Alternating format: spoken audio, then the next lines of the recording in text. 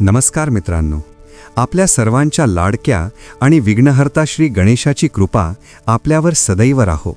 आज आपण अशा एका पवित्र कथेचा अनुभव घेणार आहोत, जी ऐकल्यानंतर तुमच्या मनातील सर्व संकटे दूर होतील आणि आयुष्यात सुखाचा प्रकाश पडेल. जेव्हा पृथ्वीवर अधर्माचा अंधकार पसरला होता आणि स्वर्गातील देवही भयभीत झाले होते, तेव्हा आदिशक्तीने एका अशा पुत्राला जन्म दिला, ज्याच्या केवळ दर्शनाने जगाचे कल्याण झाले. विनायक चतुर्थीचे व्रत नेमके कधीपासून सुरू झाले? माता पार्वतीने आपल्या हाताने गणेशाची मूर्ती का घडवली? आणि भगवान शंकरांनी गणेशाला गजमुख का लावले? या सर्व प्रश्नांची उत्तरे आणि विनायक चतुर्थीचा खरा महिमा सांगणारी ही प्राचीन पौराणिक कथा तुमच्या डोळ्यांसमोर उभी राहील. ही कथा केवळ माहिती नाही, तर एक दैवी अनुभव आहे, जो तुम्हाला थेट कैलास पर्वताच्या आणि प्राचीन ऋषींच्या आश्रमात घेऊन जाईल. चला तर मग आता ही पवित्र कथा सुरू करूया.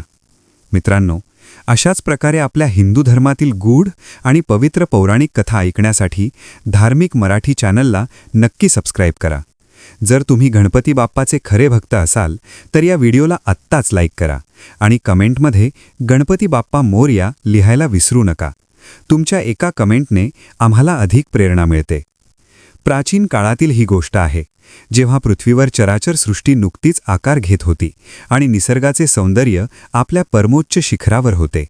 त्यावेळी हिमालयाच्या उत्तुंग शिखरांवर वसलेल्या कैलास पर्वताचे वैभव शब्दांत वर्णन करणे अशक्य होते.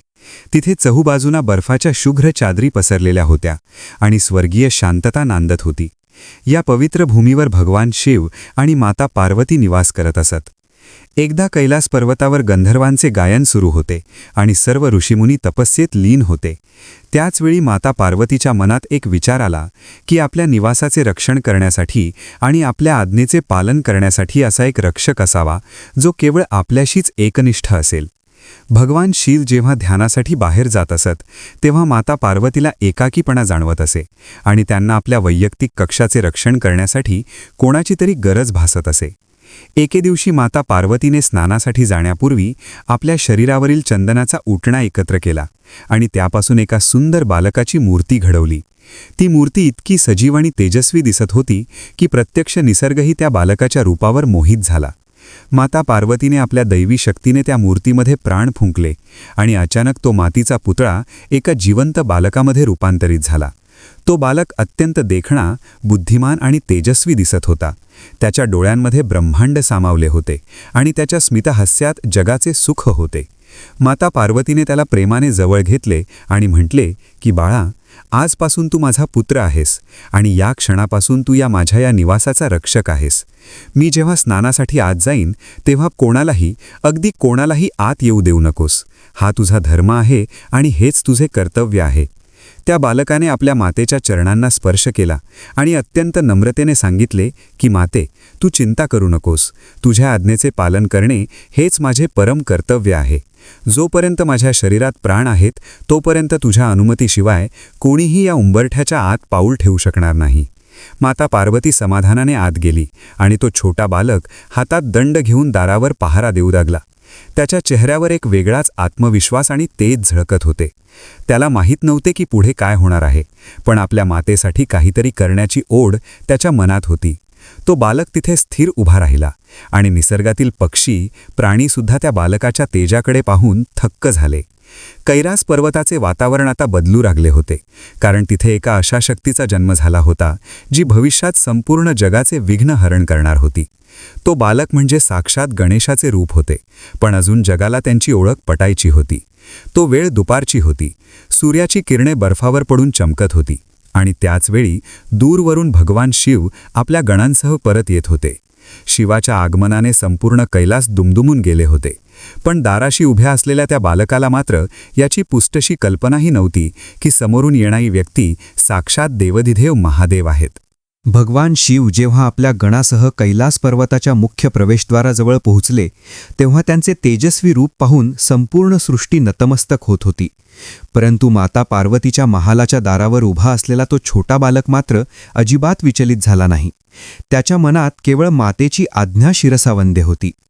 महादेवाने जेव्हा पाहिले की एक लहान बालक त्यांचा मार्ग अडवून उभा आहे तेव्हा त्यांना थोडे आश्चर्य वाटले. भगवान शिव अत्यंत शांत स्वभावाने पुढे सरसावले आणि त्यांनी त्या बालकाला बाजूला होण्यास सांगितले.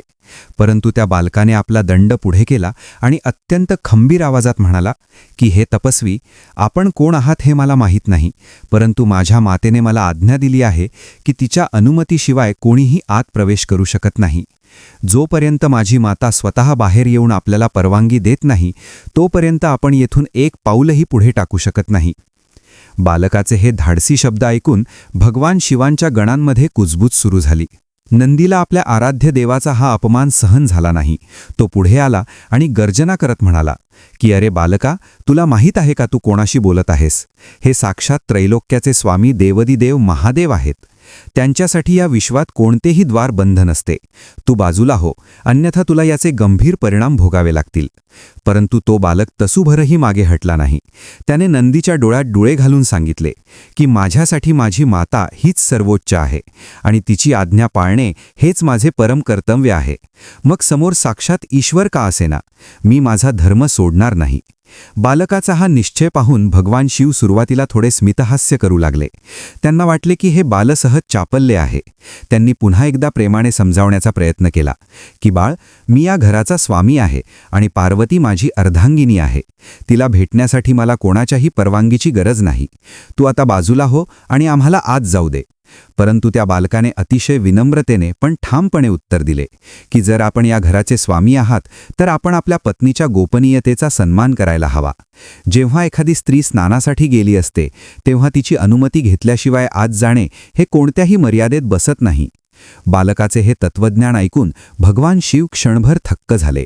त्यांना जाणीव झाली की हा बालक कोणताही सामान्य जीव नाही, तर याच्यामागे काहीतरी दैवी शक्ती आहे.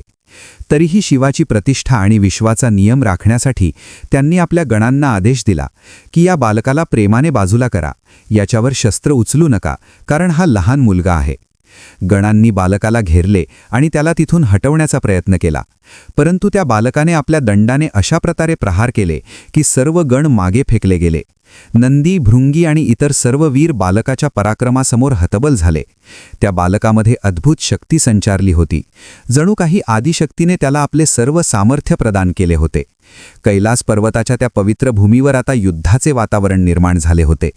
जंगलातील पशुपक्षी घाबरून इकडे तिकडे पळू लागले होते. आकाशात ढग जमा झाले आणि निसर्गाला जाणीव झाली की काहीतरी अघटित घडणार आहे. इकडे माता पार्वती आतमध्ये स्नानानंतर पूजेची तयारी करत होती. तिला बाहेर सुरू असलेल्या कोलाहलाची थोडीही कल्पना नव्हती, पण बाहेर तो बालक एकटाच शिवाच्या संपूर्ण सेनेशी झुंज देत होता. त्याचे तेज वाढत होते आणि त्याच्या प्रत्येक प्रहाराने गणांची दाणादाण उडत होती. शेवटी गणांनी हार मानली आणि ते भगवान शिवांकडे परतले. त्यांनी सांगितले की महाराज, तो बालक अजेय आहे. तो मानवी बालक नसून एखादी दैवी शक्ती आहे जी आम्हाला स्पर्शही करू देत नाही. हे ऐकून भगवान शिवांचा तिसरा डोळा किंचित थरथरू लागला. त्यांना वाटले की जर आज हा बालक असाच उभा राहिला तर विश्वाच्या मर्यादा धोक्यात येतील. त्यांनी ठरवले की आता स्वतः पुढे जाऊन या बालकाची परीक्षा घ्यावी लागेल. शिव जेव्हा स्वतः त्रिशूळ धारण करून पुढे आले तेव्हा निसर्ग थांबला. वारा वाहणे बंद झाले आणि सर्व ऋषीमुनी आकाशातून हे दृश्य पाहू लागले. एका बाजूला सृष्टीचा संहारक शिव होता आणि दुसऱ्या बाजूला मातेच्या प्रेमासाठी प्राणांची आहुती देण्यास तयार असलेला तो छोटा बालक होता. युद्धाला सुरुवात होण्यापूर्वी शिवाने पुन्हा एकदा त्या बालकाला संधी दिली आणि विचारले की बाळा, तू अजूनही विचार कर. तू कोणाशी युद्ध करत आहेस हे तुला ठाऊक नाही. तुझे प्राण संकटात आहेत. तू बाजूला हो, मी तुला क्षमा करेन. परंतु त्या बालकाच्या चेहऱ्यावर भीतीचा लवलेशही नव्हता. तो म्हणाला की हे महादेव, मृत्यूची भीती त्यांना असते जे अधर्माने वागतात. मी माझ्या मातेची आज्ञा पाळत आहे आणि हाच माझा धर्म आहे. जर धर्माचे पालन करताना मला मृत्यू आला तर तो मला मान्य आहे, परंतु मी माझ्या कर्तव्यापासून मागे हटणार नाही. बालकाचे हे निर्भय शब्द ऐकून भगवान शिव क्रोधाविष्ट झाले. त्यांनी आपल्या त्रिशूळाचा हुंकार केला आणि त्या आवाजाने संपूर्ण ब्रह्मांड थरथरले. तरीही तो बालक पाय रोवून उभा होता, जणू काही एखादा पर्वत वाऱ्याच्या वादळासमोर उभा असावा. आता कैलासावर एक असे युद्ध सुरू होणार होते ज्याने भविष्यात गणपती बाप्पाच्या रूपाला जन्म दिला आणि विनायक चतुर्थीचा इतिहास सुवर्णाक्षरांनी लिहिला गेला. भगवान शिवांच्या क्रोधाची ज्वाला आता कैलास पर्वतावर पसरू लागली होती आणि त्यांच्या हातातील त्रिशूळ लख्ख चमकू लागले होते. तरीही तो लहान बालक आपल्या जागी अढळ उभा राहिला. त्याने आपल्या हातातील दंड घट्ट धरला आणि महादेवांच्या डोळ्यात अत्यंत निर्भयपणे पाहिले. हे दृश्य पाहून स्वर्गलोकातील सर्व देव थरथर कापू लागले. इंद्रदेव, वरुळदेव आणि वायुदेव यांना वाटले की जर आज भगवान शिवांचा क्रोध शांत झाला नाही तर संपूर्ण सृष्टीचा विनाश होईल. पण त्याचवेळी त्या बालकाच्या अंगातून एक दिव्य तेज बाहेर पडत होते, जे माता पार्वतीच्या शक्तीचे प्रतीक होते. भगवान शिवाने आपल्या त्रिशूळाने पहिला प्रहार केला, पण त्या बालकाने आपल्या दंडाने तो प्रहार अशा कौशल्याने परतवून लावला की सर्व प्रेक्षक थक्क झाले. बालकाची चपळता आणि त्याचे युद्ध कौशल्य पाहून खुद्द महादेवांनाही आश्चर्य वाटले की एवढा लहान मुलगा साक्षात शिवाच्या प्रहाराला कसा काय तोंड देऊ शकतो. इकडे कैलासाच्या गुहेत तपस्या करत असलेले ऋषीमुनी भानावर आले आणि त्यांनी पाहिले की विश्वाचा रक्षक आणि एक लहान बालक यांच्यात घनघोर युद्ध सुरू आहे. गणांनी पुन्हा एकदा बालकावर आक्रमण करण्याचा प्रयत्न केला, पण बालकाने आपल्या दंडाचा असा फेर धरला की सर्व गण पालापाचोळ्यासारखे उडाले. त्या बालकाच्या प्रत्येक हालचालीत एक प्रकारची लय आणि शक्ती होती, जणू काही तो स्वतः शक्तीचा अवतार होता. महादेवांना आता जाणीव झाली की हा केवळ एक सामान्य मुलगा नाही, तर हा माता पार्वतीच्या संकल्पाचा भाग आहे. तरीही आपल्या गणांचा पराभव आणि आपली आज्ञा मोडली गेल्यामुळे शिवाचा क्रोध अनावर झाला. त्यांनी आपल्या डमरूचा प्रचंड नाद केला, ज्याच्या आवाजाने दिशा दुमदुमल्या आणि पर्वतांवरील बर्फाच्या कडा कोसळू लागल्या. पण तो बालक डगमगला नाही. त्याने मोठ्या आवाजात गर्जना केली आणि सांगितले की हे महादेव, जोपर्यंत माझ्या शरीरात रक्ताचा शेवटचा थेंब आहे तोपर्यंत मी तुम्हाला आत जाऊ देणार नाही. हे युद्ध आता केवळ एका द्वारपालाचे राहिले नव्हते, तर ते कर्तव्याचे आणि प्रतिज्ञेचे युद्ध बनले होते. आकाशातून पुष्पवृष्टी करणारे देव आता भीतीने प्रार्थना करू लागले की हे प्रभू, या बालकाचे रक्षण कर किंवा हे युद्ध थांबव, कारण या युद्धाचा परिणाम भयंकर होणार होता. भगवान शिवाने शेवटी आपले त्रिशूळ हवेत उगारले आणि एका क्षणात ते त्रिशूळ बालकाच्या दिशेने झेपावले. बालकाने आपला सर्व जोर लावून तो प्रहार रोखण्याचा प्रयत्न केला, पण शिवाच्या अमोघ अस्त्रासमोर एका मातीच्या मूर्तीतून बनलेल्या बालकाचे सामर्थ्य कमी पडू लागले. त्या क्षणी संपूर्ण कैलास पर्वतावर एक शांतता पसरली आणि पुढच्याच क्षणी एका मोठ्या प्रकाश झोतात त्या बालकाचे मस्तक धडापासून वेगळे झाले. रक्ताची धार जमिनीवर पडली आणि तो निष्पाप बालक धरणीवर कोसळला. त्याचे रक्ताने कैलासाची पांढरी शुभ्र जमीन लाल झाली. तो दंड जो त्याने अभिमानाने धरला होता तो दूर जाऊन पडला. भगवान शिव शांत झाले, पण त्यांच्या चेहऱ्यावर विजयाचा आनंद नव्हता, तर एक प्रकारचे दुःख आणि खंत होती. कारण त्यांनी एका अशा बालकाचा अंत केला होता जो केवळ आपल्या मातेची आज्ञा पाळत होता. त्याचवेळी माता पार्वतीला आतमध्ये काहीतरी अघटित घडल्याचा भास झाला. तिला आपल्या हृदयाच्या ठोक्यांमध्ये एक वेदना जाणवली. तिने लगबगीने आपली पूजा संपवली आणि महालाच्या बाहेर धाव घेतली. बाहेरचे दृश्य पाहून तिच्या पायाखालची जमीनच सरकली. तिचा लाडका पुत्र, ज्याला तिने आपल्या हाताने घडवले होते, ज्याला तिने आपल्या प्राणापेक्षा जास्त जपले होते, तो रक्ताच्या थारोळ्यात पडला होता. त्याचे मस्तक शरीरापासून वेगळे झाले होते. हे पाहून माता पार्वतीचा आक्रोश आसमंतात घुमला. तिने आपल्या पुत्राचे शरीर जवळ घेतले आणि तिचे डोळे रागाने लाल झाले. तिचा हा अवतार पाहून साक्षात काळही भयभीत झाला. तिने महादेवांकडे पाहिले आणि ओरडून विचारले की हे स्वामी, तुम्ही हे काय केले? माझ्या पुत्राने तुमचा काय गुन्हा केला होता?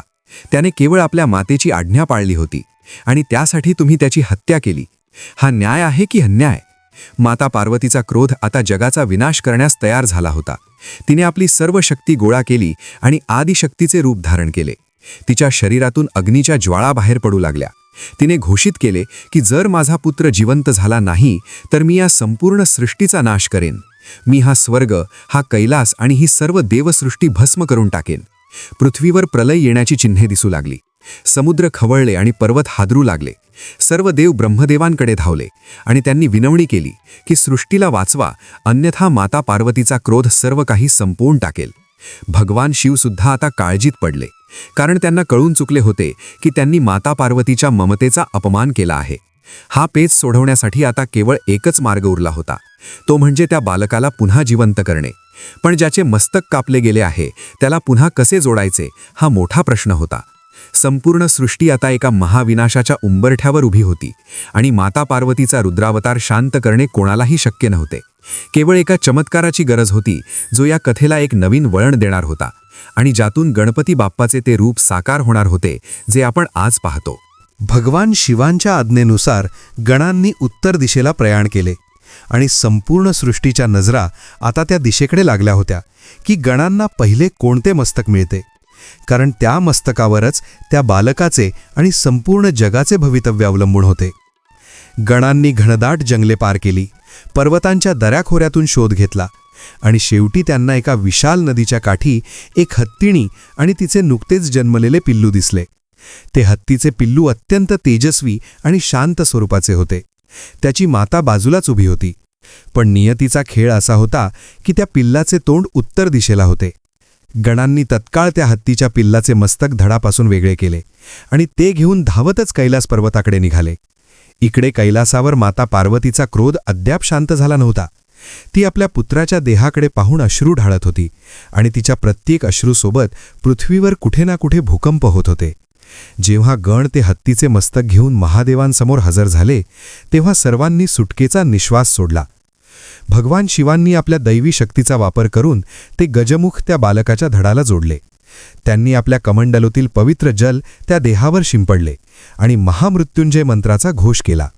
संपूर्ण कैलास पर्वत मंत्रांच्या आवाजाने दुमदुमून गेला आणि अचानक त्या निर्जीव देहामध्ये हालचाल सुरू झाली.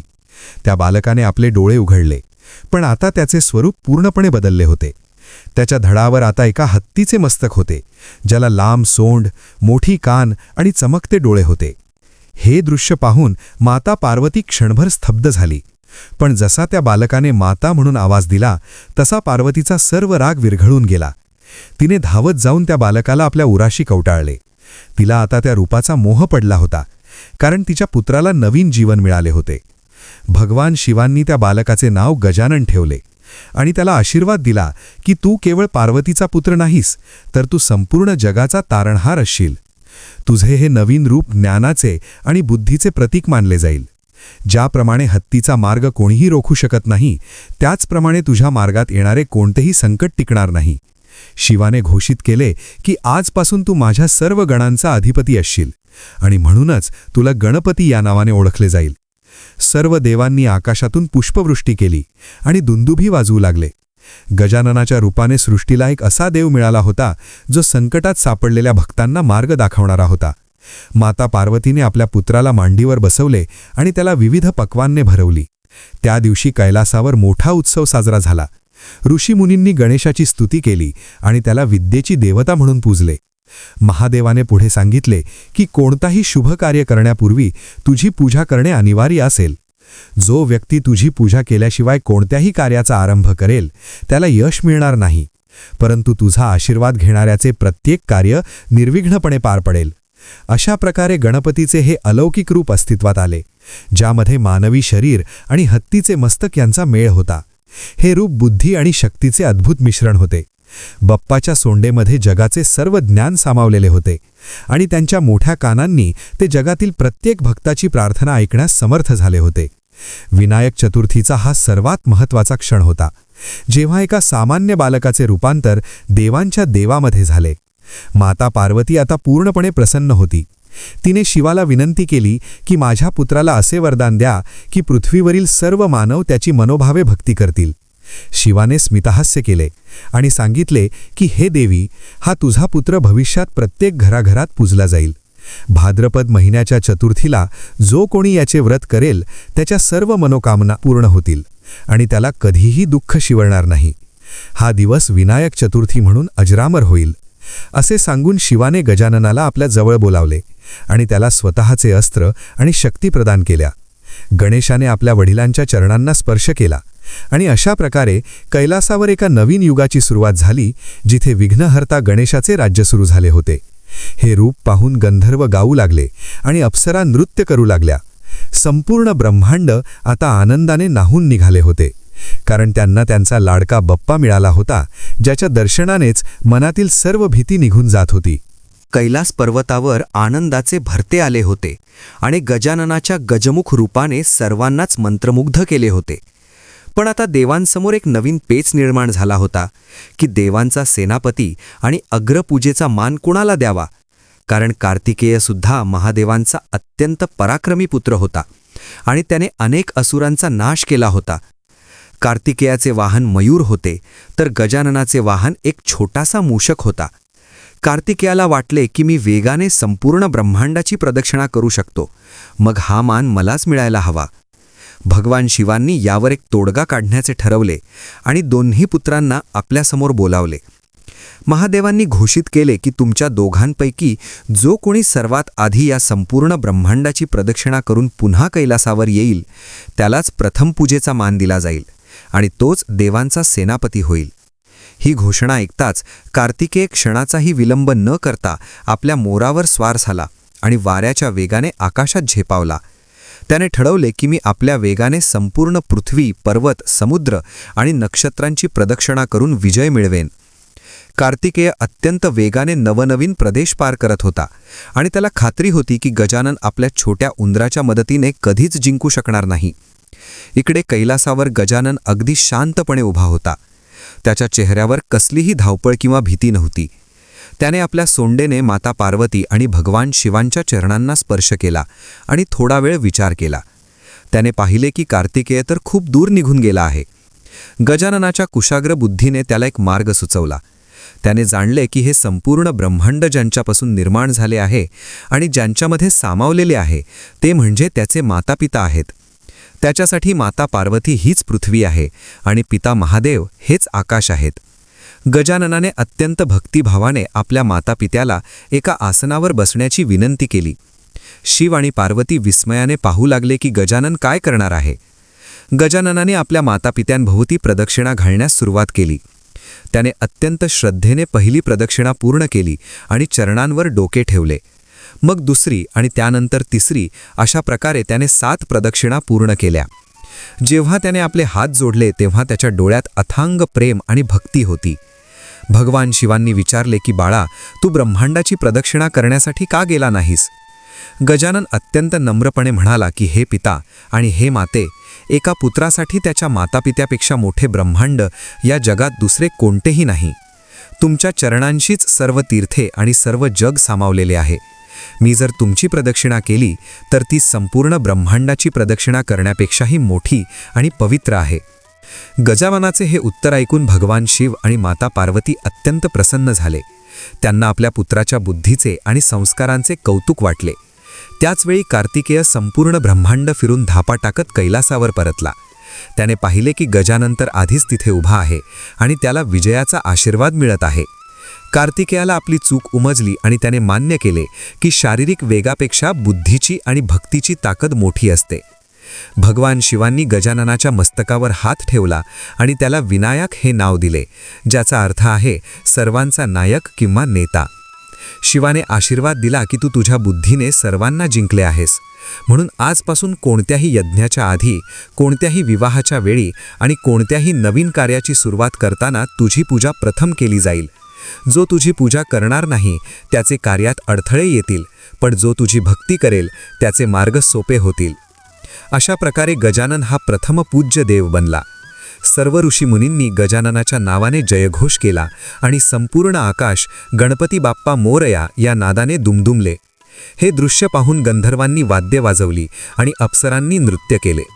माता पार्वतीने आपल्या पुत्राला प्रेमाने लाडू भरवले, जे गजाननाला अत्यंत प्रिय होते. त्या दिवसापासून मोदक हा गणपतीचा आवडता नैवेद्य बनला.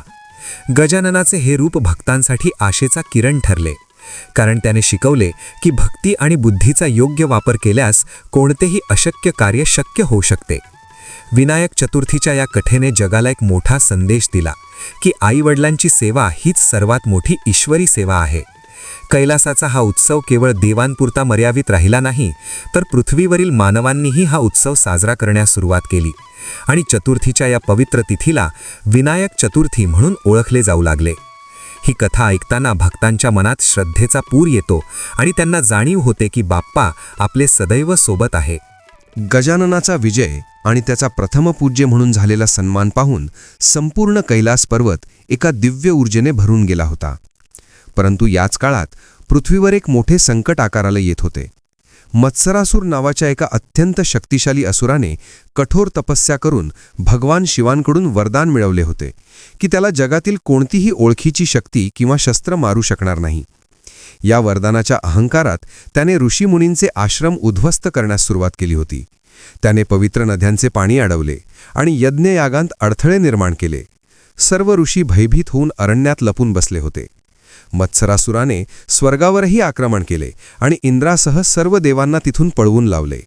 त्याने पृथ्वीवर अधर्माचे राज्य प्रस्थापित केले आणि मंदिरे पाडून तिथे स्वतःची स्तुती करण्यास लोकांना भाग पाडले. जेव्हा हे सर्व देव आणि ऋषी पराभूत होऊन भगवान शिवांच्या चरणी आले, तेव्हा त्यांनी आर्तस्वरात प्रार्थना केली की प्रभू, आम्हाला या संकटातून वाचवा, अन्यथा सृष्टीचा नाश निश्चित आहे. भगवान शिवाने स्मितहास्य केले आणि गजाननाकडे पाहिले. त्यांनी सांगितले की हा असुर केवळ बाह्य शक्तीने मारला जाणार नाही, तर याला मारण्यासाठी बुद्धी आणि अदृश्य शक्तीचा मेळ हवा आहे. शिवाने गजाननाला आदेश दिला की हे विनायका, तू आता पृथ्वीवर अवतार घे आणि या असुराचा संहार करून धर्माची स्थापना कर. गजाननाने आपल्या पित्याची आज्ञा शिरसावंद्य मानली आणि तो आपल्या मूषकावर स्वार होऊन पृथ्वीच्या दिशेने निघाला. वाटेत त्याला अनेक अडथळे आले.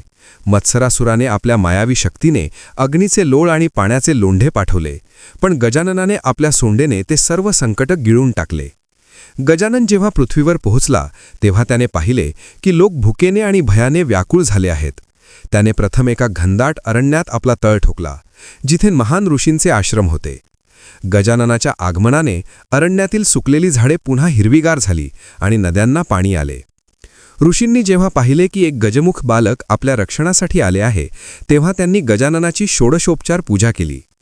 गजाननाने त्यांना अभय दिले आणि सांगितले की जोपर्यंत मी इथे आहे, तोपर्यंत कोणत्याही असुराची छाया तुमच्यावर पडणार नाही. मत्सरासुराला जेव्हा कळाले की एक विचित्र दिसणारा बालक त्याचा मार्ग रोखत आहे, तेव्हा तो खदाखदा हसू लागला.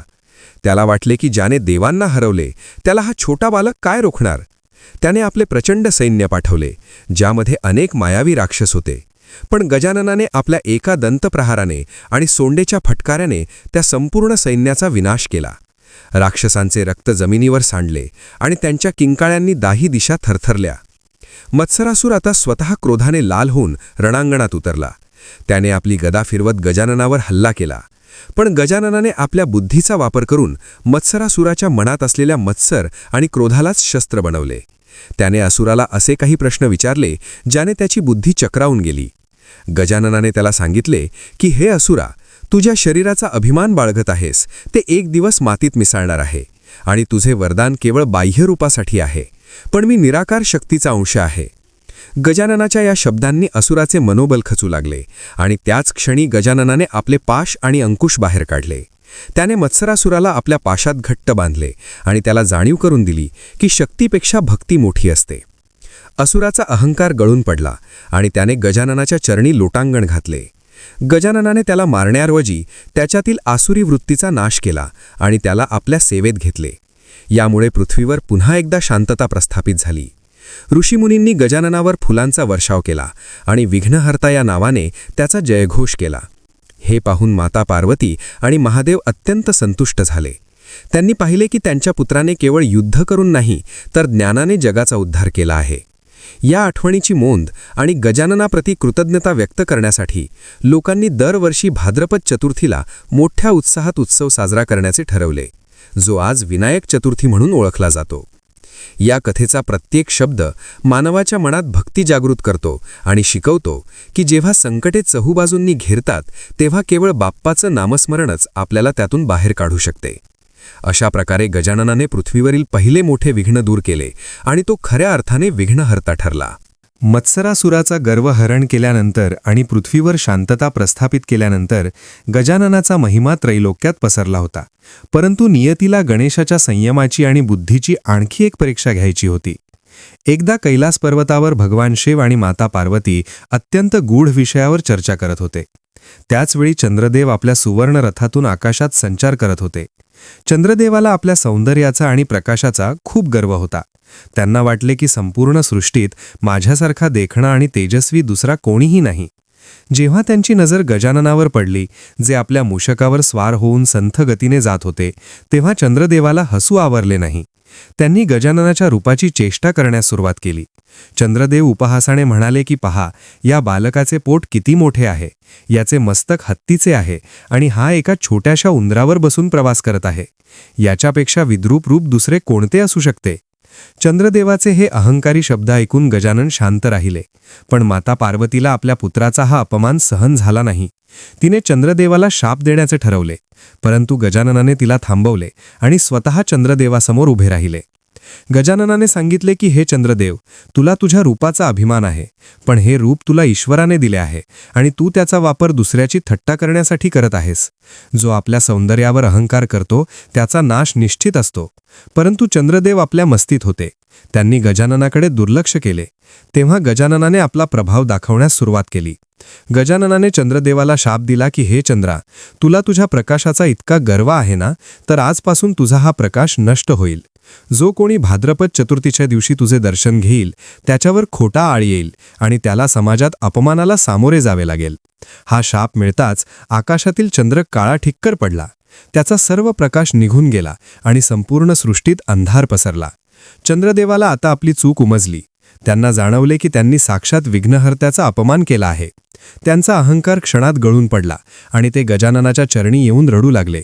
त्यांनी क्षमा याचना केली आणि सांगितले की हे प्रभू, मला माझ्या सौंदर्याचा अंधार झाला होता. मला माफ करा. जर हा प्रकाश परत आला नाही तर सृष्टीचे चक्र थांबेल, समुद्राला भरती येणार नाही आणि वनस्पतींची वाढ खुंटेल. चंद्रदेवाच्या व्याकुळतेने गजाननाचे मन पाघळले. पण दिलेला शाप पूर्णपणे परत घेता येत नव्हता. म्हणून गजाननाने उपाय सांगितला की तुझा प्रकाश हळूहळू परत येईल. तू 15 दिवस क्षीण होत जाशील आणि 15 दिवस वाढत जाशील, ज्याला आपण कृष्ण पक्ष आणि शुक्ल पक्ष म्हणतो. परंतु चतुर्थीचा तो नियम कायम राहील. जो मनुष्य भाद्रपद चतुर्थीला तुझे दर्शन घेईल त्याला चोरीचा किंवा कलंकाचा सामना करावा लागेल. यालाच आपण गणेश चतुर्थीचा चंद्र पाहू नये असे म्हणतो. चंद्रदेवाने ही शिक्षा मान्य केली आणि गजाननाची स्तुती केली. या घटनेमुळे जगाला एक नवीन धडा मिळाला की कोणाच्याही रूपावरून त्याची किंमत करू नये आणि अहंकार हा विनाशाचे मूळ आहे. याच काळात पृथ्वीवर अनेक राजांना आणि ऋषींना कळून चुकले की गजाननाची भक्ती केल्याशिवाय जीवनात सुख लाभणार नाही.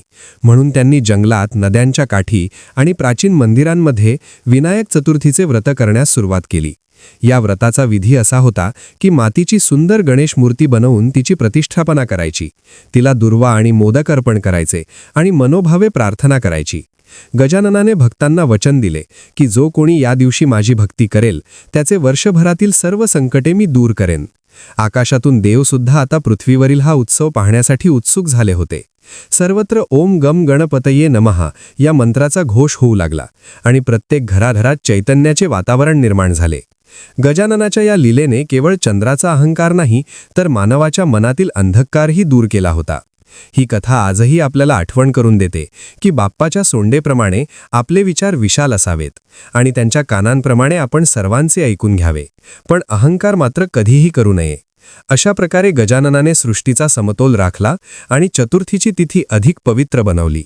चंद्रदेवाचा अहंकार दूर केल्यानंतर आणि सृष्टीला चंद्रदर्शनाचा नियम समजावून सांगितल्यानंतर गजाननाचे लक्ष आता पृथ्वीवरील एका निस्सीम भक्ताकडे गेले, ज्याचे नाव होते ऋषी मुद्गल. हे ऋषी अरण्यमध्ये राहून वर्षानुवर्षे गजाननाचे ध्यान करत होते, पण त्यांच्या आश्रमात राहणाऱ्या शिष्यांना अन्नाची आणि पाण्याची मोठी नड भासत होती, कारण त्या भागात पावसाने ओढ दिली होती आणि सर्व जलाशय कोरडे पडले होते. ऋषींनी ठरवले की आता केवळ विनायक चतुर्थीचे व्रतच या संकटातून मार्ग दाखवू शकते. त्यांनी मातीची एक सुंदर वेदना केली आणि गजाननाची भक्ती सुरू केली. त्यांच्या भक्तीचे तेज इतके प्रबळ होते की प्रत्यक्ष गजाननाला पुन्हा एकदा पृथ्वीवर प्रगट व्हावे लागले. गजानन एका तेजस्वी बालकाच्या रूपात ऋषींच्या आश्रमात आले. त्यांनी पाहिले की ऋषी आणि त्यांचे शिष्य अत्यंत कठीण परिस्थितीतही नामस्मरण सोडत नाहीत. गजाननाने आपल्या सोंडेतून गंगेचे पवित्र जल तिथे प्रसवले आणि पाहता पाहता आश्रमाचा परिसर हिरवागार झाला. ऋषी मुद्गल यांना कळून चुकले की हा बालक कोणी सामान्य नसून साक्षात त्यांचा आराध्य देव आहे. गजाननाने ऋषींना सांगितले की हे मुनिवर, तुमची भक्ती पाहून मी प्रसन्न झालो आहे. सांगा, तुम्हाला काय हवे आहे? ऋषींनी स्वतःसाठी काहीही न मागता समस्त मानवजातीच्या कल्याणासाठी वरदान मागितले की जो कोणी गरीब किंवा श्रीमंत श्रद्धेने तुझी ही मातीची मूर्ती पूजेल त्याच्या घरात अन्नाचा साठा कधीही संपू नये. गजाननाने तसा आशीर्वाद दिला आणि तेव्हापासून मातीच्या मूर्तीची पूजा करण्याची परंपरा अधिक दृढ झाली. गजाननाने तिथे बसून ऋषींना गणेश गीता सांगितली, ज्यामध्ये जीवनाचे सार आणि मोक्षाचा मार्ग होता. हे ज्ञान ऐकण्यासाठी प्रत्यक्ष वायुदेव आणि अग्निदेव सुद्धा तिथे गुप्त रूपाने उपस्थित राहिले होते. गजाननाने सांगितले की हे ऋषी, मानवाचे मन हे एका चंचल उंदरासारखे असते, जे सतत इकडे तिकडे धावत असते. जर मानवाने आपल्या बुद्धीचा अंकुश या मनावर ठेवला तर तो परमेश्वरापर्यंत पोहोचू शकतो. गजाननाच्या या उपदेशाने ऋषींचे अज्ञान दूर झाले आणि त्यांना आत्मसाक्षात्कार झाला. त्याचवेळी आकाशात ढगांची गर्जना झाली आणि पावसाच्या धारा कोसळू लागल्या. जणू काही निसर्गही गजाननाच्या या ज्ञानाचा उत्सव साजरा करत होता. गजाननाने ऋषींच्या आश्रमात पहिला मोदक ग्रहण केला, जो ऋषींच्या पत्नीने अत्यंत प्रेमाने बनवला होता. तो मोदक खाल्ल्यानंतर गजाननाने सांगितले की याला मोदक म्हणण्याचे कारण हेच आहे की हा खाल्ल्याने मनाला मोद म्हणजे आनंद मिळतो. म्हणून माझ्या पूजेत मोदकाचे महत्त्व सदैव राहील. ही वार्ता वाऱ्यासारखी जगभर पसरली की साक्षात परमेश्वर ऋषी मुद्गल यांच्या आश्रमात आले आहेत. दूरदूरचे राजे आणि प्रजा तिथे धावून आली आणि सर्वांनी मिळून गजाननाची आरती केली. सुख करता दुःख हरता असे म्हणत जेव्हा लोक नाचू लागले तेव्हा गजाननाने सुद्धा आपले नृत्य सादर केले, ज्याला गणेश तांडव म्हटले जाते. हे नृत्य विनाशाचे नाही तर आनंदाचे आणि सृजनाचे प्रतीक होते. गजाननाच्या या लीलेने भक्तांच्या मनातील सर्व भीती निघून गेली आणि त्यांना एक नवा आधार मिळाला. गजाननाने तेथून निघताना सर्वांना आश्वासन दिले की जो कोणी या विनायक चतुर्थीला कथा ऐकेल त्याला अश्वमेध यज्ञाचे पुण्य लाभेल आणि त्याच्या 7 पिढ्यांचे कल्याण होईल. अशा प्रकारे गजाननाने पृथ्वीवरील भक्तांमध्ये एकी आणि प्रेमाचे बीज पेरले, ज्यामुळे ही चतुर्थी केवळ एक विधी न राहता एक लोकोत्सव बनली. आज आपण जे उत्साही वातावरण पाहतो त्याची मुळे याच प्राचीन कथेमध्ये दडलेली आहेत, जिथे बाप्पाने स्वतः येऊन भक्तांची दुःखे हरण केली होती. ऋषी मुद्गलांच्या आश्रमात ज्ञान आणि भक्तीची गंगा वाहिल्यानंतर गजाननाने आता एका अशा संकटाकडे लक्ष दिले ज्याने प्रत्यक्ष स्वर्गलोकालाच ग्रासले होते. गजासूर नावाचा एका बलाढ्य असुराने आपल्या तपश्चर्येने सर्व देवांना पराभूत केले होते आणि त्याने अशी अट घातली होती की जोपर्यंत त्याला कोणी युद्धात हरवत नाही तोपर्यंत तो इंद्राचे सिंहासन सोडणार नाही. गजासुराकडे हत्तीचे अफाट बळ होते आणि तो स्वतःला ब्रह्मांडाचा स्वामी समजू लागला होता. गजानन जेव्हा त्याच्या समोर आले तेव्हा गजासुराला वाटले की हे माझ्यासारखेच दिसणारे कोण आहे. गजाननाने त्याला समजावले की हे गजासुरा, तू तुझ्या शक्तीचा उपयोग जगाला पिडण्यासाठी करत आहेस, हे योग्य नाही. परंतु तो असुर ऐकण्याच्या मनस्थितीत नव्हता. त्याने गजाननावर आक्रमण केले. गजाननाने आपल्या सोंडेचा वापर करून गजासुराला आकाशात गरगर फिरवले आणि त्याला जमिनीवर आपटले. तरीही तो असुर उठून पुन्हा लढू लागला. तेव्हा गजाननाने आपले अत्यंत विराट रूप धारण केले, ज्यामध्ये त्यांचे मस्तक आकाशाला भिडले होते आणि पाय पाताळात होते. हे दिव्य रूप पाहून गजासुराचा सर्व अहंकार गळून पडला. त्याला जाणीव झाली की ज्या गजाननाशी तो लढत आहे ते साक्षात परब्रह्म आहेत. गजासुराने हात जोडले आणि गजाननाच्या चरणी लोटांगण घातले. त्याने विनंती केली की हे प्रभू, माझा अंत तुमच्या हातून व्हावा आणि माझे मस्तक तुमच्या शरीराचा भाग व्हावे. गजाननाने त्याला आशीर्वाद दिला आणि त्याच्यातील असुरी गुणांचा अंत करून त्याला मोक्ष दिला. याच घटनेमुळे गजाननाला गजानन हे नाव अधिक सार्थ ठरले, कारण त्यांनी एका हत्तीच्या मुखाला देवत्व प्राप्त करून दिले होते. इकडे पृथ्वीवर विनायक चतुर्थीच्या व्रताची माहिती आता सामान्य लोकांपर्यंत पोहोचली होती. एका गरीब लाकूडतोड्याची कथा यात खूप प्रसिद्ध आहे. तो जंगलात लाकडे तोडून आपला उदरनिर्वाह करत असे. एकदा चतुर्थीच्या दिवशी त्याच्याकडे काहीच अन्न नव्हते. त्याने मनोभावे गजाननाची प्रार्थना केली आणि जंगलातील मातीपासून एक छोटी मूर्ती बनवली. त्याने तिला जंगली फुले वाहिली आणि पाणी अर्पण केले. गजानन त्याच्या भक्तीवर इतके प्रसन्न झाले की त्यांनी त्या लाकूडतोड्याच्या झोपडीचे रूपांतर एका सुंदर महालात केले आणि त्याच्या घरी कधीही संपणार नाही इतके धनधान्य दिले. ही वार्ता जेव्हा राजाच्या कानावर गेली तेव्हा राजाने सुद्धा आपल्या प्रजेसह विनायक चतुर्थी साजरी करण्यास सुरुवात केली. राजाने आपल्या संपूर्ण राज्यात अशी दवंडी पिटवली की जो कोणी या पवित्र दिवशी गणेशाची भक्ती करेल त्याचे सर्व कर माफ केले जातील आणि त्याला राज्य दरबारी मानसन्मान मिळेल. अशा प्रकारे गजाननाची भक्ती केवळ वैयक्तिक राहिली नाही, तर ती एक सामाजिक शक्ती बनली. गजाननाने शिकवले की भक्तीमध्ये कोणताही भेदभाव नसतो. श्रीमंत असो वा गरीब, जो शुद्ध अंतःकरणाने साथ घालतो त्याच्या हाकेला बाप्पा धावून येतात. या काळात गजाननाने अनेक नवीन विधीसुद्धा भक्तांना सांगितले.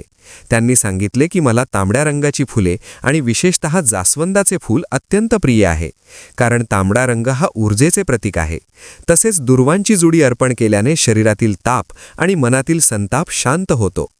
गजाननाच्या या उपदेशांमुळे आयुर्वेदाचे आणि अध्यात्माचे ज्ञान लोकांपर्यंत पोहोचले. विनायक चतुर्थीच्या या दिवसात संपूर्ण पृथ्वीवर एक वेगळाच सुगंध दरवळत असे. जणू काही स्वर्गच पृथ्वीवर उतरला आहे. लोक आपल्या घरांना आंब्याच्या पानांची तोरणे लावत आणि सुगंधी उदबत्त्या लावून बाप्पाचे स्वागत करत. गजाननाने हे पाहिले की लोक आता एकत्र येत आहेत आणि त्यांच्यातील द्वेष संपत आहे. तेव्हा त्यांनी आशीर्वाद दिला की जोपर्यंत ही सृष्टी आहे तोपर्यंत ही चतुर्थी मानवाच्या प्रगतीचा आधार राहील. प्रत्येक संकटात जेव्हा मनुष्य हतबल होईल तेव्हा तो या कथेचे स्मरण करेल आणि त्याला नवीन चैतन्य मिळेल. अशा प्रकारे गजाननाने आपल्या लीलेने जगाला भक्तीच्या सूत्रात बांधले आणि विनायक चतुर्थीचा महिमा अजरामर केला. पृथ्वीवर भक्तीचा प्रसार होत असतानाच स्वर्गामध्ये पुन्हा एकदा चिंतेचे ढग दाटून आले होते. कारण भगवान गणेशाचा वाढता प्रभाव पाहून काही असुर शक्ती पुन्हा संघटित होत होत्या.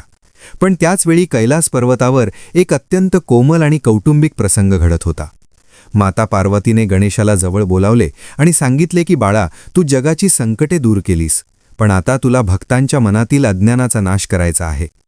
गजाननाने मातेच्या चरणांना स्पर्श करून विचारले की माते, मी हे कार्य कसे करावे? तेव्हा माता पार्वतीने सांगितले की तू लेखणी हातात घे आणि जगाला साहित्याच्या माध्यमातून ज्ञानाचा प्रकाश दे. याच काळात महर्षी व्यास एका अशा महान ग्रंथाची रचना करण्याचा विचार करत होते ज्यामध्ये संपूर्ण मानवी जीवनाचे सार असेल. तो ग्रंथ म्हणजे महाभारत. व्यास ऋषींनी ब्रह्मादेवांची प्रार्थना केली की मला हा ग्रंथ लिहून काढण्यासाठी एक असा लेखक हवा आहे ज्याची बुद्धी अचाट असेल आणि ज्याची लेखणी कधीही थांबणार नाही. ब्रह्मादेवांनी स्मितहास्य करून सांगितले की हे कार्य केवळ भगवान गणेशच करू शकतात.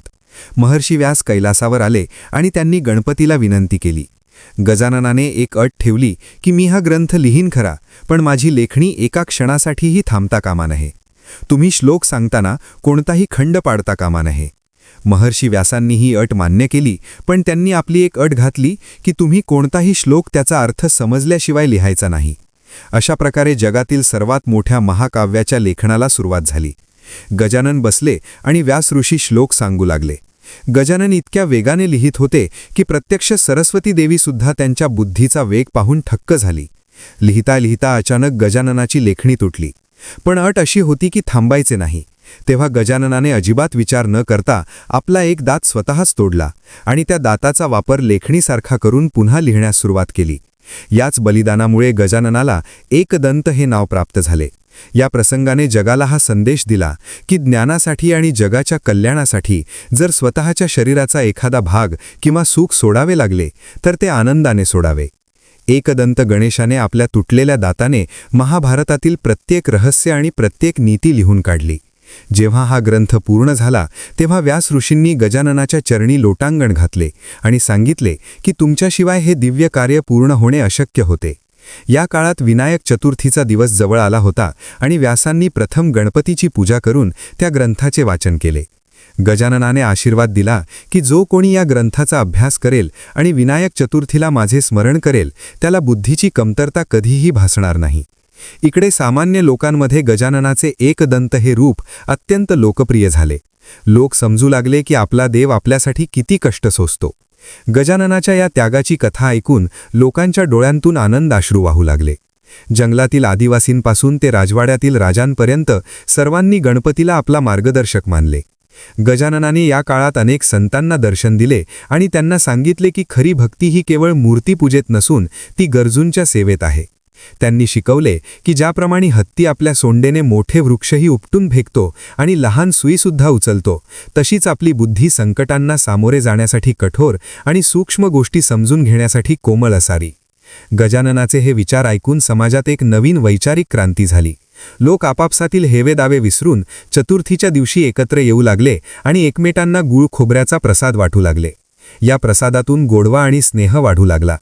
अशा प्रकारे गजाननाने केवळ शस्त्राने किंवा युद्धाने नाही तर आपल्या लेखणीने आणि त्यागाने जगावर विजय मिळवला आणि विनायक चतुर्थीची परंपरा अधिक अर्थपूर्ण केली. महर्षी व्यासांसोबत महाभारतासारखा महान ग्रंथ लिहून पूर्ण केल्यानंतर गजाननाचे तेज संपूर्ण विश्वात सूर्यासारखे तळपू लागले होते. परंतु एका बाजूला ज्ञानाचा प्रकाश पसरत असताना दुसऱ्या बाजूला अंधकाराच्या शक्ती पुन्हा डोकेवर काढत होत्या. सिंदूर नावाच्या एका भयानक असुराने पृथ्वीवर थैमान घातले होते. त्याचा देह रक्तासारखा लाल होता आणि त्याच्या अंगातून निघणारा दुर्गंध सृष्टीला प्रदूषित करत होता. सिंदुराने ब्रह्मदेवाकडून असे वरदान मिळवले होते की त्याला कोणतेही शस्त्र स्पर्श करू शकणार नाही आणि त्याचा मृत्यू केवळ त्याच्या स्वतःच्या शक्तीनेच होईल. या वरदानाचा गैरवापर करत त्याने स्वर्गातील नंदनवन उद्ध्वस्त केले आणि इंद्राला त्याच्या ऐरावतावरून खाली खेचले. गजाननाला जेव्हा या असुराच्या अत्याचाराची माहिती मिळाली तेव्हा त्यांनी शेंद्री रूप धारण केले. गजानन आणि सिंदूर असुर यांच्यात तुंबळ युद्ध सुरू झाले. हे युद्ध अनेक दिवस चालले. सिंदुराच्या प्रहारांनी पृथ्वी हादरत होती, पण गजानन अचल होते. शेवटी गजाननाने ओळखले की हा असुर केवळ शस्त्राने मरणार नाही. त्यांनी आपल्या सोंडेने सिंदुराचा गळा पकडला आणि त्याला जमिनीवर आपटले. पण वरदानामुळे तो पुढा उठला. तेव्हा गजाननाने आपले मुख विशाल केले आणि त्या संपूर्ण असुरालाच गिळून टाकले. सिंदुराचा अंत झाला, पण त्याच्या अंगाचा लाल रंग गजाननाच्या शरीराला लागला आणि बाप्पाचा सर्व देह शेंद्री रंगाचा झाला. हे पाहून माता पार्वतीने आपल्या पुत्राची दृष्ट काढली आणि सांगितले की बाळा, आजपासून तुझा हा शेंद्री वर्ण भक्तांना अत्यंत प्रिय वाटेल आणि तुला सिंदूर वदन म्हणून ओळखले जाईल. या विजयानंतर गजानन पुन्हा एकदा कैलासावर परतले. तिथे भगवान शिव आणि कार्तिकेय त्यांचे स्वागत करण्यासाठी उभे होते. गजाननाने आपले अनुभव सांगताना सांगितले की जगामध्ये शक्तीपेक्षा युक्तीची आणि सहनशक्तीची अधिक गरज आहे. याच वेळी कैलासावर गंधर्व कन्या आल्या आणि त्यांनी गजाननाची स्तुती करत गाणी गायली. गजाननाने त्यांना संगीताचे आणि कलेचे गुपित सांगितले. त्यांनी सांगितले की प्रत्येक कलेमध्ये ईश्वराचा वास असतो आणि जो कलेची साधना करतो तो माझ्याजवळ येतो. गजाननाच्या या उपदेशामुळे पृथ्वीवर कलावंतांची संख्या वाढली. लोक चतुर्थीच्या दिवशी गणपतीसमोर गायन, वादन आणि नृत्य करू लागले. विनायक चतुर्थीचा हा सोहळा आता केवळ एका धार्मिक विधीपुरता मर्यादित राहिला नाही, तर तो एक सांस्कृतिक उत्सव बनला. गजाननाने या काळात भक्तांना हे देखील शिकवले की सृष्टीतील प्रत्येक जीव, मग तो लहान किडा असो वा विशाल प्राणी, सर्वांमध्ये एकाच आत्म्याचा निवास आहे. त्यांनी स्वतःच्या शरीराद्वारे हे दाखवून दिले की भिन्न रूपे असूनही आपण एकरूप होऊ शकतो. गजाननाच्या या प्रेमामुळे जंगली श्वापदेसुद्धा शांत झाली आणि वाघ हरिण एकाच तलावावर पाणी पिऊ लागले. ऋषीमुनींनी याला ब्रणेश युग असे नाव दिले, जिथे हिंसा संपली होती आणि सगळीकडे प्रेमाचे साम्राज्य होते. गजाननाने भक्तांना सांगितले की जेव्हा तुम्ही मातीची मूर्ती विसर्जित करता तेव्हा हे लक्षात ठेवा की हे शरीरसुद्धा एक दिवस मातीत मिसळणार आहे, पण तुमचे सत्कर्म मात्र या विश्वात सदैव जिवंत राहील. विसर्जनाचा हा धडा मानवाला निरीच्छ बनवण्यासाठी होता. गजाननाचे हे तत्वज्ञान ऐकून अनेकांनी संन्यास घेतला, तर गृहस्थाश्रमी लोक अधिक जबाबदारीने वागू लागले. गजाननाच्या प्रत्येक कृतीमागे एक मोठा अर्थ दडलेला होता, जो सामान्य माणसाला कळत नव्हता पण अनुभवाला येत होता. अशा प्रकारे गजाननाने सिंदूर असुराचा नाश करून जगाला शांतीचा संदेश दिला आणि विनायक चतुर्थीचा हा पवित्र काळ मानवी जीवनाला वळण लावणारा ठरला. सिंदूर असुराचा संहार केल्यानंतर गजाननाचे शेंद्री रूप पाहून संपूर्ण सृष्टी धन्य झाली होती. परंतु आता कथेचा एक अत्यंत महत्त्वपूर्ण भाग समोर येणार होता, जो विनायक चतुर्थीच्या व्रताच्या विधींशी संबंधित आहे. गजाननाने पाहिले की पृथ्वीवरील लोक भक्ती तर करत आहेत, पण त्यांना पूजेचे शास्त्रशुद्ध नियम ठाऊक नाहीत. म्हणून गजानन स्वतः एका वृद्ध ब्राह्मणाचे रूप घेऊन काशी क्षेत्री आले. तिथे त्यांनी गंगेच्या काठी बसून ऋषींना आणि सामान्य लोकांना एकत्र केले आणि विनायक चतुर्थीच्या व्रताचे संपूर्ण विधान सांगितले. गजानन म्हणाले की भक्तांनो, ही चतुर्थी केवळ उपवास करण्याची तिथी नाही, तर ती स्वतःला ईश्वराशी जोडण्याची वेळ आहे. या दिवशी सूर्योदयापूर्वी उठून स्नान करावे आणि शुद्ध मनाने गणेशाचे ध्यान करावे. मातीची मूर्ती बनवताना त्यात स्वतःचा अहंकार गाढून टाकावा आणि भक्तीचा ओलावा द्यावा. पूजेमध्ये 21 या संख्येला खूप महत्त्व आहे, कारण आपल्या शरीरातील 10 इंद्रिये, 10 प्राण आणि 11वे मन अशा एकूण 21 तत्वांना आपण देवाच्या चरणी अर्पण करत आहोत. म्हणून गजाननाला 21 दुर्वांची जुडी आणि 21 मोदक अर्पण करण्याची परंपरा सुरू झाली. गजाननाने पुढे सांगितले की जेव्हा तुम्ही मला दुर्वा वाहता तेव्हा त्या दुर्वांचा अर्थ असा आहे की जशा दुर्वा जमिनीत घट्ट पाय रोवून राहतात आणि कधीही सुकत नाहीत, तशीच तुमची भक्तीही अविचल असावी. गजाननाचे हे मार्गदर्शन ऐकताना तिथे उपस्थित असलेल्या एका व्यापाऱ्याने प्रश्न विचारला की प्रभू, जर एखाद्याकडे काहीच नसेल तर त्याने पूजा कशी करावी? तेव्हा गजाननाने स्मितहास्य करून सांगितले की माझ्या पूजेला धनाची गरज नाही, केवळ शुद्ध भाव पुरेसा आहे. जर तुमच्याकडे फुले नसतील तर मनातील श्रद्धा वहा, जर मोदक नसतील तर प्रेमाचा गोडवा वहा. मी तुमच्या वस्तूंचा नाही तर तुमच्या भावनांचा भुकेला आहे. हे ऐकून तिथल्या गरिबांच्या डोळ्यात आनंदाश्रू आले. गजाननाने याच वेळी अथर्व शीर्षाचे ज्ञान दिले, जे गणपतीच्या उपासनेचे सर्वात मोठे स्तोत्र मानले जाते. त्यांनी सांगितले की जो कोणी हे स्तोत्र पठण करेल त्याला प्रत्यक्ष ब्रह्मांडाचे ज्ञान प्राप्त होईल आणि त्याच्या मार्गातील सर्व अडथळे जळून भस्म होतील. याच काळात पृथ्वीवर एक मोठा दुष्काळ पडला होता. नद्या कोरड्या झाल्या होत्या आणि पशुपक्षी तहानेने मरत होते. गजाननाने आपल्या सोंडेतून अमृताचा वर्षाव केला आणि संपूर्ण पृथ्वीला पुन्हा सजीव केले. गजाननाच्या या कृपेमुळे विनायक चतुर्थीच्या दिवशी पर्जन्यवृष्टी होणे हे शुभ लक्षण मानले जाऊ लागले. लोक समजू लागले की बाप्पाच्या आगमनानेच निसर्ग प्रसन्न होतो. गजाननाने भक्तांना हे देखील बजावले की चतुर्थीच्या रात्री चंद्राकडे पाहू नये, कारण तो अहंकाराचा साक्षीदार आहे. जर चुकून चंद्र पाहिला गेला तर त्याचे प्रायश्चित्त म्हणून गजाननाचे नामस्मरण करावे आणि हीच पौराणिक कथा पुन्हा ऐकावी. गजाननाच्या या उपदेशामुळे समाजात एक शिस्त निर्माण झाली आणि लोकांनी निसर्गाचा आदर करायला सुरुवात केली. गजाननाने त्या वृद्ध ब्राह्मणाच्या रूपातून बाहेर येऊन आपल्या खऱ्या रूपात दर्शन दिले तेव्हा काशीचे संपूर्ण वातावरण गणपती बाप्पा मोरया या जयघोषाने हादरले. गजाननाने सांगितले की मी जरी कैलासावर जात असलो तरी माझं मन सदैव माझ्या भक्तांच्या घरात असेल. जिथे जिथे चतुर्थी साजरी होईल तिथे तिथे मी अदृश्य रूपाने उपस्थित राहीन आणि तुमच्या नैवेद्याचा स्वीकार करीन. अशा प्रकारे गजाननाने विनायक चतुर्थीच्या व्रताला एक दिव्य स्वरूप दिले, ज्यामुळे हे व्रत जगातील सर्वश्रेष्ठ व्रत ठरले. काशी नगरीत विनायक चतुर्थीच्या व्रताचा महिमा सांगितल्यानंतर भगवान गणेश पुन्हा एकदा कैलाश पर्वताकडे जाण्यासाठी निघाले. पण त्यापूर्वी त्यांना एका भक्ताची शेवटची इच्छा पूर्ण करायची होती. ती भक्त म्हणजे एक वृद्ध आजी होती, जिच्याकडे राहण्यासाठी घर नव्हते आणि खाण्यासाठी अन्न नव्हते, पण तिच्या मनात गजाननाप्रती अफाट श्रद्धा होती. ती आजी दररोज रस्त्यावरून जाणाऱ्या प्रत्येकाला विचारत असे की माझा बाप्पा कधी येईल. जेव्हा गजानन तिच्या झोपडीसमोर पोहोचले तेव्हा त्यांनी एका लहान बालकाचे रूप घेतले होते. गजाननाने तिला विचारले की आई, मला भूक लागली आहे, तुझ्याकडे काही खायला आहे का? त्या आजीकडे फक्त थोडेसे पीठ आणि पाणी होते. तिने आनंदाने त्या पिठाचा एक लहानसा गोळा बनवला आणि तो त्या बालकाला दिला. गजाननाने तो खाल्ल्यावर विचारले की तुला काय हवे आहे? तेव्हा ती आजी म्हणाली की बाळा, मला काही नको, फक्त तू सुखी राहा आणि माझ्या बाप्पाचे दर्शन मला एकदा घडावे. गजाननाने तिची निस्वार्थ भक्ती पाहून आपले चतुर्भुज रूप प्रगट केले. तिच्या त्या मोडक्या झोपडीचे रूपांतर एका सोन्याच्या महालात झाले आणि तिचे वृद्ध शरीर पुन्हा एकदा तरुण आणि तेजस्वी झाले. गजाननाने सांगितले की हे माते, तू मला केवळ अन्न दिले नाहीस तर तुझे सर्वस्व अर्पण केले आहे. आजपासून तुझे नाव या जगात अमर होईल आणि तुझी ही कथा जो कोणी ऐकेल त्याला कधीही दारिद्र्य जाणवणार नाही. या घटनेनंतर गजानन कैलासावर पोहोचले. तेव्हा तिथे सर्व देव त्यांची वाट पाहत होते. भगवान शिवांनी गजाननाला जवळ घेतले आणि सांगितले की बाळा, तू आता खऱ्या अर्थाने विश्वाचा आधारस्तंभ झाला आहेस. गजाननाने विचारले की पिता, आता सृष्टीमध्ये शांतता आहे का? तेव्हा महादेवांनी सांगितले की सृष्टीमध्ये काळानुसार बदल होत राहतील, पण तुझी भक्ती ही एकमेव अशी शक्ती असेल जी मानवाला कठीण काळात धैर्य देईल. गजाननाने मग सर्व देवांना आणि ऋषींना एकत्र बोलावले आणि सांगितले की आता माझ्या विसर्जनाची वेळ आली आहे. जेव्हा माझी मातीची मूर्ती जलात विलीन होईल तेव्हा समजून घ्या की मी तुमच्या हृदयात प्रवेश केला आहे.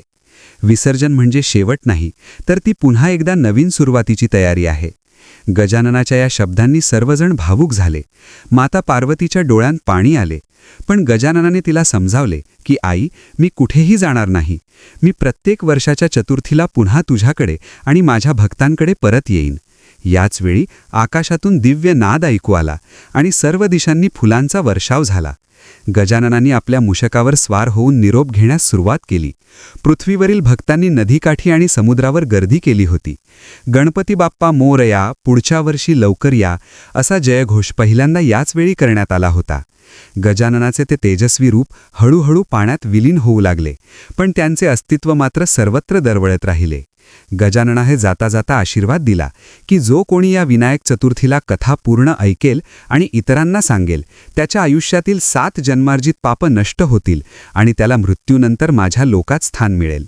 अशा प्रकारे गजाननाने पृथ्वीवरील आपला हा प्रवास पूर्ण केला. पण त्यांच्या आठवणी आणि त्यांचा महिमा आजही प्रत्येक भक्ताच्या मनात जिवंत आहे. गजाननाचे स्वरूप जलात विलीन झाले असले तरी त्यांचे चैतन्य संपूर्ण सृष्टीत कायमचे सामावले गेले होते.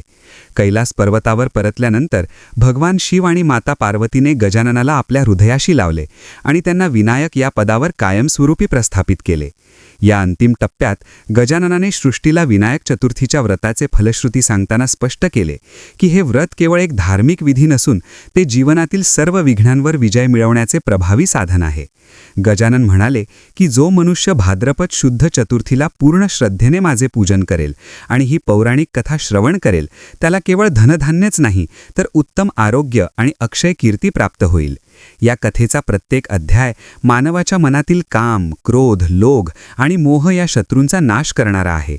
जसा गजाननाने आपल्या सोंडेने राक्षसांचा संहार केला, तशीच ही कथा मानवाच्या दुःखाचा संहार करेल. या दिवशी जो कोणी ब्रह्ममुहूर्तावर उठून गणेशाचे ध्यान करेल, त्याच्या बुद्धीचा विकास होईल आणि त्याला कधीही पराभवाचा सामना करावा लागणार नाही. गजाननाने हे देखील सांगितले की माझ्या पूजेत दुर्वांचे महत्त्व यासाठी आहे कारण दुर्वा या अत्यंत विनम्र असतात आणि कितीही पायदळी तुडवल्या तरी त्या पुन्हा उगवतात. मानवाने सुद्धा जीवनात कितीही संकटे आली तरी दुर्वांप्रमाणे पुन्हा उभे राहण्याची जिद्द ठेवावी. तसेच मोदकाचा गोडवा हा कष्टाच्या फळाचा आनंद दर्शवतो. जेव्हा आपण ही कथा ऐकतो तेव्हा आपण केवळ एका प्राचीन काळातील गोष्टीचा अनुभव घेत नसून आपण आपल्या अंतरंगातील शक्तीचा शोध घेत असतो. गजाननाचे मोठे कान आपल्याला सर्वांचे म्हणणे ऐकून घेण्याची सहनशीलता शिकवतात, तर त्यांचे छोटे डोळे सूक्ष्म दृष्टीने जगाकडे पाहण्याची कला शिकवतात. विनायक चतुर्थीची ही परंपरा अनादी काळापासून चालत आली आहे आणि जोपर्यंत चंद्र सूर्य आहेत तोपर्यंत ती अखंड सुरू राहील. या कथेच्या शेवटी गजाननाने समस्त भक्तगणांना आशीर्वाद दिला की तुमच्या घरातील विघ्न टळू दे, तुमच्या मुलाबाळांना विद्या प्राप्त होऊ दे आणि तुमच्या कर्मात माझा सदैव वास असू दे. कैलासावरून गजाननाचे लक्ष आता पृथ्वीवरील प्रत्येक घराकडे होते. जिथे जिथे दीप प्रज्वलित झाले होते आणि जिथे गणपती बाप्पा मोर्याचा जयघोष होत होता, तिथे बाप्पा आनंदाने डोलत होते. ही कथा म्हणजे एक दिव्य अमृत आहे जे प्राशन केल्यावर मनातील सर्व शंका दूर होतात.